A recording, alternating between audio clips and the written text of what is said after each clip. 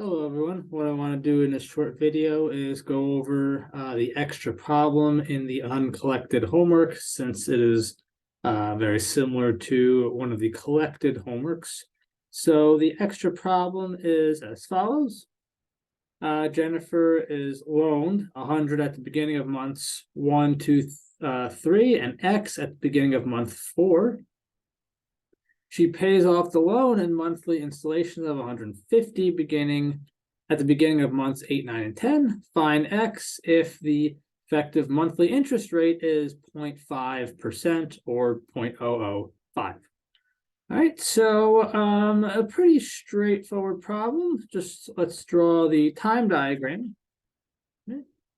So I'll always emphasize throughout the course drawing time diagrams. And after taking exam FM, my opinion on utilizing them has only increased in that I definitely think you should get used to drawing time diagrams, even in the exam FM where time is extremely valuable and you can question, well, is it worthwhile to spend the time drawing time diagrams? I think the answer is still yes. It tells you what on earth is going on. So let's do that.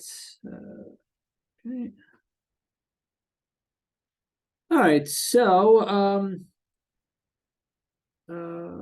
we have 100 at the beginning of, let's see, let's go to the problem real quick. 100 at the beginning of months 1, 2, and 3. So the beginning of the first month is t equals 0. So this is in months.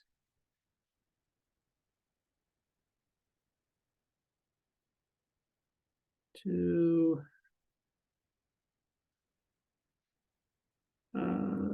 where does it go up to? 8, 9, 10.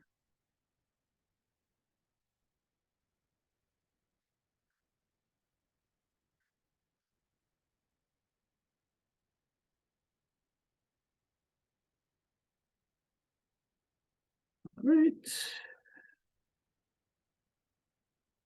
All right, so I'll do I guess in green or blue. I'll do it in green what she is loaned. So that's money that she gets in. So this is 100 at the beginning of months 1, 2, and 3. So 100. And it's the beginning. This is the first month, so t equals 0 is the beginning of the first month, beginning of the second month, beginning of the third month. Okay, that's the cash in.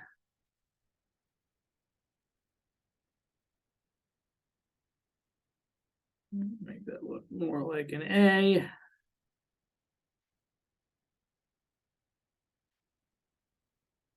And here we have the cash out.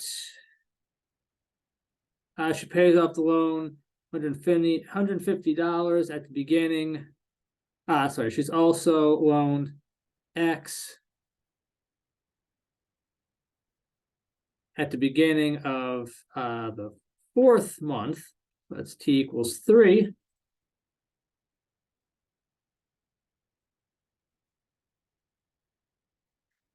So this whole thing here is the cash in.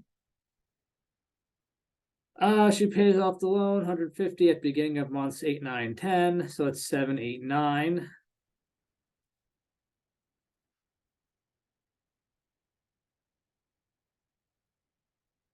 We really didn't need 10 here, but that's okay. No big deal.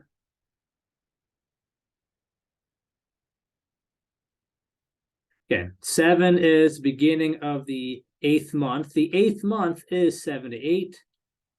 The 9th month is 8 to 9. 10th month is 9 to 10. Okay. This is the cash out. How much you owe. All right, so we just set up the equation of value. And because Yeah, so because the unknown occurs at the beginning of the third month, I think it's easiest to date everything then. Right? So we're going to do that. You can, as I always mention, take present value of everything or future value of everything. But I think it's really good to get used to dating things at a certain time, because there are problems, particularly when we do bonds and reinvestment problems with annuities later in the course, where you're just going to have to understand that perspective of dating things at a certain time. Okay. All right, so what is the value of everything at this time? For the cash in, and I'll do that in green. Well, the 100 grows by 1 to 3 months. Okay, so 100, 1.005 cubed plus 100, 1.005 squared. This 100 here, t equals 1, grows by 1, 2 months. And 100, oops,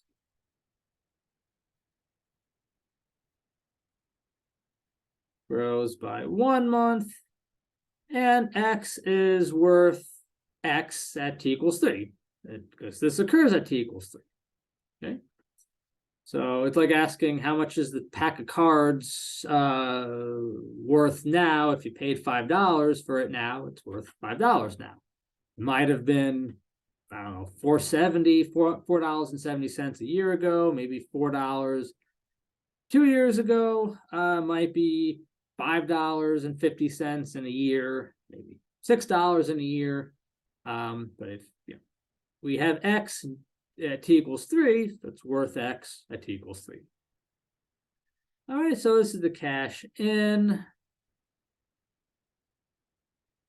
So this is going to be equal to, now the first 150, that's discounted by 1, 2, 3, 4 periods. So this is going to be 150, 1 over 1.005, fourth, 1, 2, 3, 4. Yep. And the other ones are respectively discounted by 3 months. I think I said periods. I apologize. It's months. And the last one is 3. Sorry, this is by 5.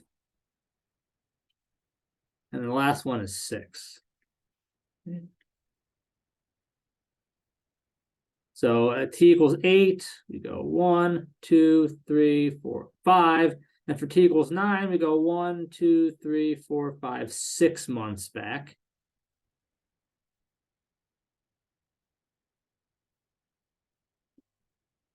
Okay, so the bottom line here is we get, throw this in calculator, 303.01 plus x is equal to 438.92. So we get x is 135.91.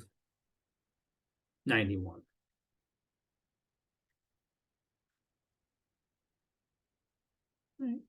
So actually, on this the exam I took 2 weeks ago, there was some problems kind of like this, a little more convoluted, but basically there were problems that were similar to this.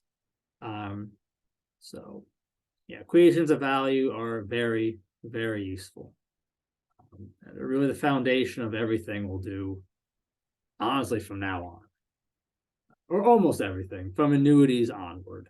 We're going to talk about the force of interest and nominal interest and discount, and whatnot, and simple interest soon. But anyway, all right. Hopefully this helped. And if you have any questions, send me an email or come to office hours 12 to 1. Yeah, so long, take care, have a good day.